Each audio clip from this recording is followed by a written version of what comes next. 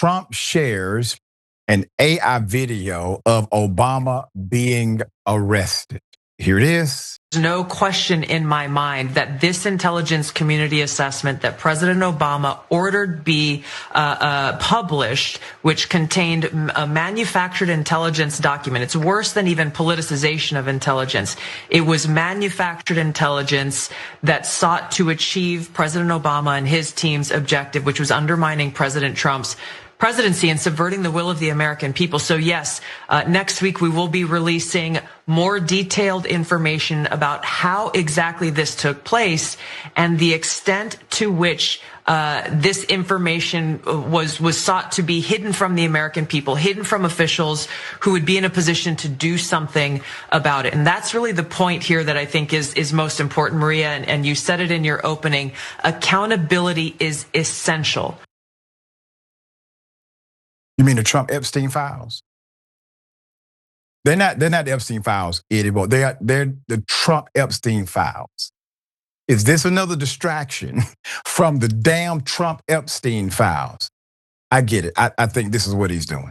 He's going to muddy up Obama and say, oh, President Obama did this thing. And then if the files come out, he says, you can't trust it. Obama was in charge at that time.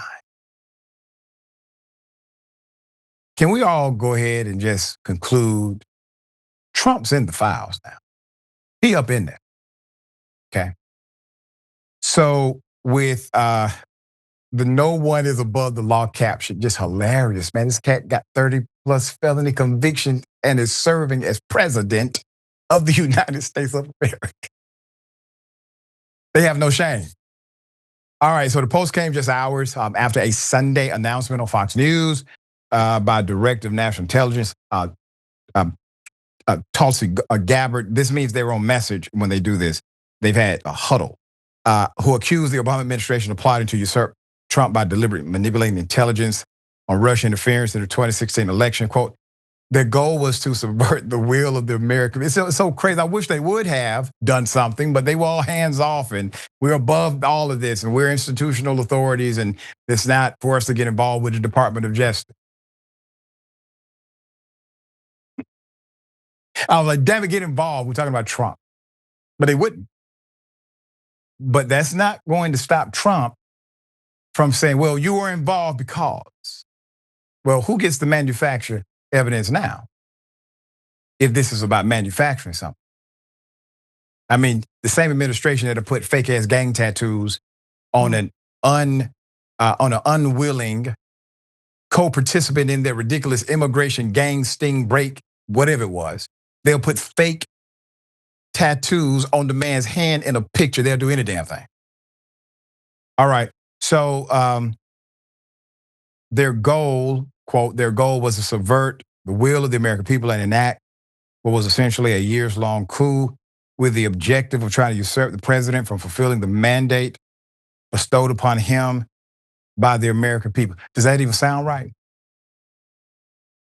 It sounds like you're in a movie, man. You're reading the script or something. It's an SNL skit. Gabbard released over 100 pages of declassified memos and intelligence assessments suggesting that top Obama officials knew there was, quote, no credible evidence of hacking into voting infrastructure, but nonetheless amplified the narrative to erode Trump's legitimacy. She branded the allegations as a treasonous conspiracy. It is not based on law. Just want to remind everybody, and said that she has referred the documents to the Justice Department, calling for prosecutors of those involved, including ex-FBI Director James Comey and the DNI processor James Clapper. It's interesting that the other guy involved is literally, so two of the people involved in this are the people that Trump named when that reporter said, hey, Trump, are you in the Epstein files? Director of National Intelligence. Ms. Gabbard demanded that the Department of Justice investigate and prosecute officials, blah, blah, blah. Here it is. Tulsi Gabbard has submitted a criminal referral to the Department of Justice. From your perspective, who should the DOJ target as part of their investigation? What specific figures in the Obama administration? Well, based on what I read, and I read pretty much what you read, it would be President Obama. He started it. And Biden was there with him, and Comey was there, and Clapper. The whole group was there. Brennan, they were all there in a room right here. This was the room. This is much more beautiful than it was then, but that's okay. I have nice pictures up. They came out of the vaults. They were in there for 100 years. This is much more beautiful. We have the Declaration of Independence now in the room, which wasn't here. I guess people didn't feel too good about putting it here. Oh, it was beautiful, like the big beautiful bill. Beautiful. So last week, Trump was asked, "Are you in the Epstein file?" Trump did not say no. He said it was made up by Obama, Comey, Biden, just throwing people out, just saying something. All of a sudden, those same three individuals are now at the center of a massive DOJ investigation.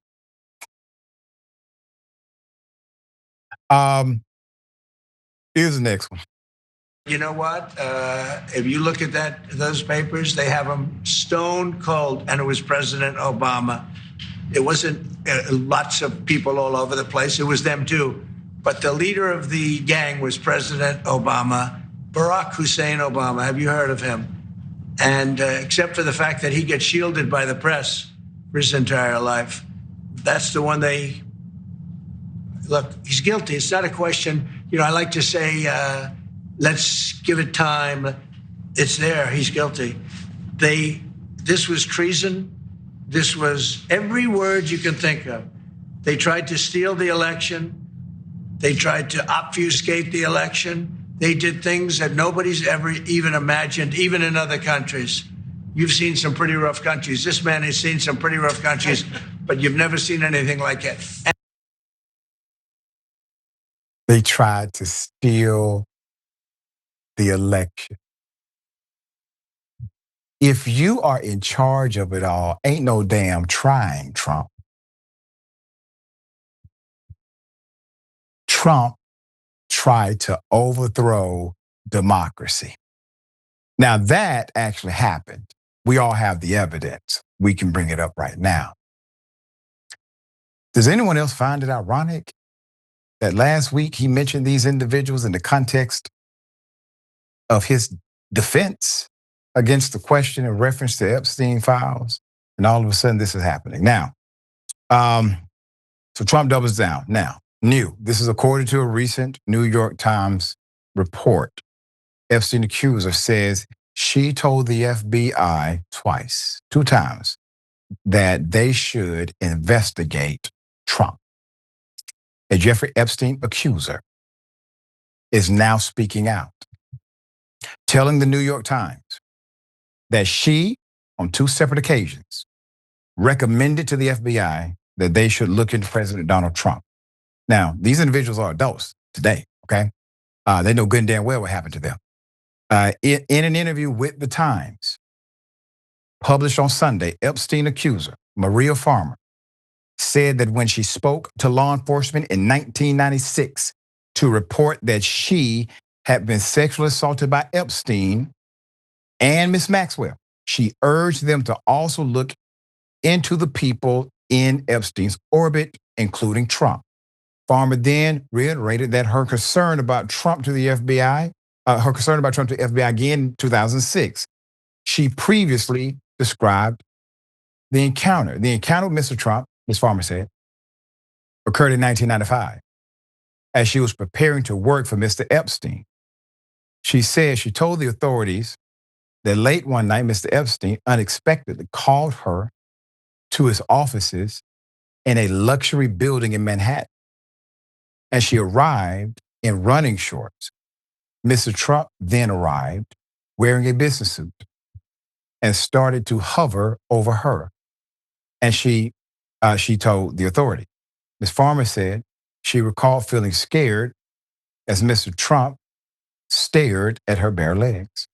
Then Mr. Epstein entered the room. And she recalled him saying to Mr. Trump, no, she's not here for you. End quote.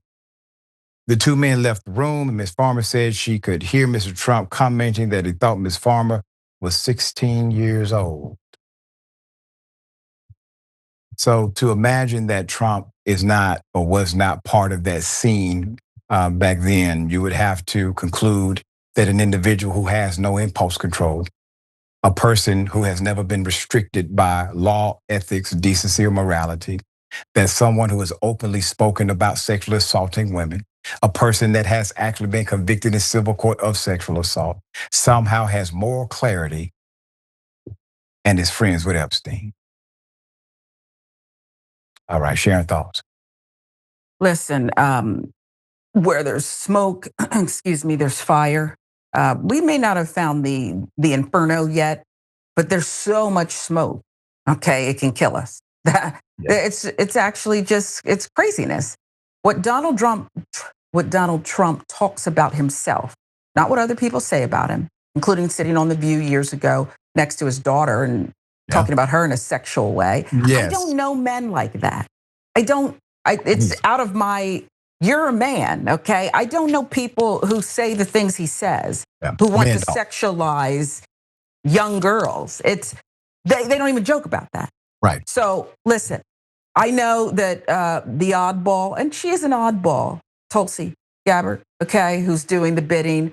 One thing that she's very comfortable at is lying, and her referral to the Justice Department is a joke. They're busy meeting, I believe, Trump's former personal lawyer with Ghislaine Maxwell to try to figure out how to keep her quiet and get her out of this thing. So I don't know if they have time to look into President Obama. He's last seen in the Hamptons or Hawaii or whatever. So good luck. Yeah. Gonna keep on crooking though, huh? Yeah, and to your point, anytime typically there's a fire, you actually don't die from the fire, you die from the smoke inhalation anyway. Thank you, Doc. This is extreme.